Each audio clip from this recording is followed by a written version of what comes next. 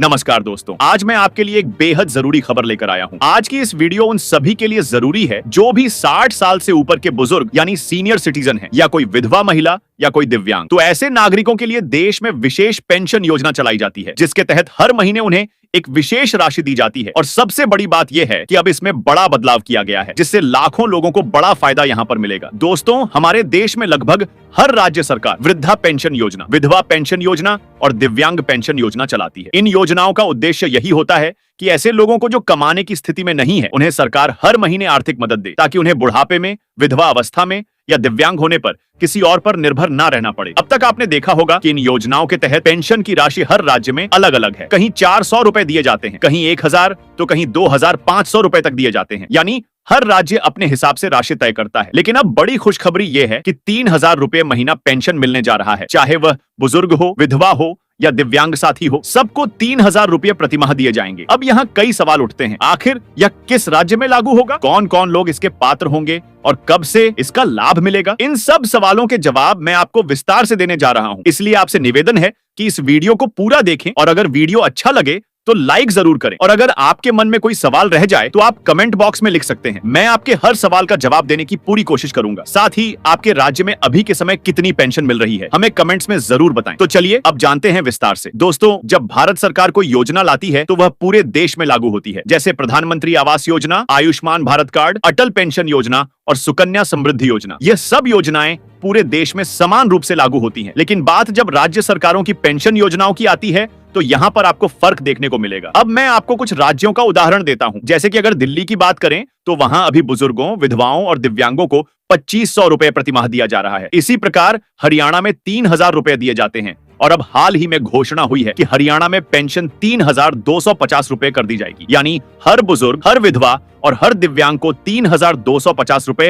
हर महीने मिलेंगे। यह कदम बेहद सराहनीय है। लेकिन अगर दूसरी तरफ देखें तो तस्वीर बिल्कुल अलग है। बिहार में भी सरकार ने चुनावों को देखते हुए पेंशन 400 से 1100 रुपए की है। हालांकि इसमें बढ़ोतरी जरूर हुई है, लेकिन क्या आपको लगता है इस महंगाई के दौर में 1100 रुपए प्रतिमाह काफी होंगे? देखा जाए तो आज कल के जमाने में कम से कम 4000 से लेकर 6000 प्रतिमाह पेंशन हर राज्य में होनी ही चाहिए। वहीं अगर बात करें उत्तर प्रदेश की, तो उत्तर प्रदेश में भी यही हाल है। वहां भी सिर्फ 1000 रुपए पेंशन मिलता है। ऐसे ही झारखंड में 1000, उत्तराखंड में 12000, पश्चिम बंगाल में 750 से 1000, राजस्थान में भी करीब 700 से 1000 और महाराष्ट्र जैसे बड़े और विकसित राज्य में केवल 600 या पेंशन मिलता है। अब आप खुद सोचिए, क्या 1000 या 1200 महीने की राशि को पेंशन कहा जा सकता है? आजकल भीख में भी लोग इससे ज्यादा दे देते हैं। सरकारें जब इतनी कम राशि देती हैं, तो लगता है कि यह मदद नहीं बल्कि मजाक है। जबकि सच्चाई ये है कि हर इंसान अपनी पूरी जिंदगी मेहनत करता है, टैक्स चुकाता है और देश की तरक्की में योगदान देता है। एक व्यक्ति जब तक जवान रहता है तब तक मेहनत करके अपना परिवार पालता है,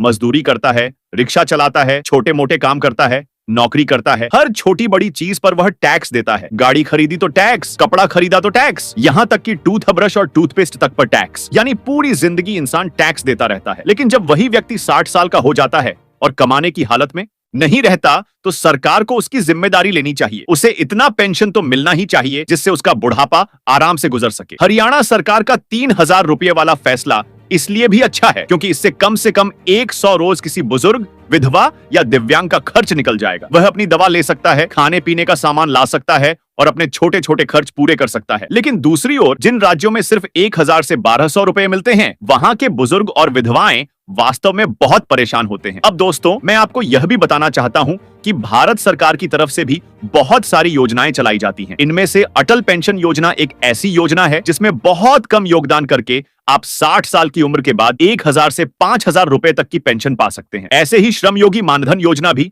मजदूर वर्ग के लोगों के लिए है, जिसमें वे अपना नाम दर्ज कराकर भविष्य में पेंशन का लाभ ले सकते हैं। इसी तरह नेशनल पेंशन स्कीम नौकरी करने वाले लोगों के लिए बहुत फायदेमंद है। वहीं किसान सम्मान निधि योजना किसानों के लिए है, जिसके तहत उन्हें हर साल 6000 रुपए मिलते हैं। आयुष्मान भारत कार्ड भी बहुत बड़ा कदम है, जिसमें 5 लाख रुपए तक का मुफ्त इलाज उपलब्ध है। और सुकन्या समृद्धि योजना तो खासकर बच्चियों के भविष्य के लिए है, जिसमें माता पिता उनका पैसा सुरक्षित कर सकते हैं। इन योजनाओं से लोगों को बहुत लाभ हो सकता है, लेकिन असली समस्या ये है कि इनका प्रचार प्रसार सही से गांव-गांव तक नहीं पहुंचता। आज भी आधे से ज्यादा लोग इन योजनाओं के बारे में जानकारी ही नहीं रखते। नेता लोग वोट मांगने के लिए तो हर घर पहुंच जाते हैं, लेकिन किसी योजना की जानकारी देने के लिए कोई घर घर नहीं पहुंचता। यही कारण है कि मजदूर, रिक्शा चालक, छोटे दुकानदार और गरीब तबके के लोग इनका फायदा नहीं उठा पाते। दोस्तों, अब वक्त आ गया है कि बाकी राज्य भी हरियाणा से सीख लें और अपनी पेंशन राशि बढ़ाएं, क्योंकि बुजुर्ग, विधवा और दिव्यांग समाज का वह वर्ग है जिनकी मदद करना सरकार की सबसे पहली जिम्मेदारी है। इन लोगों ने अपनी पूरी जिंदगी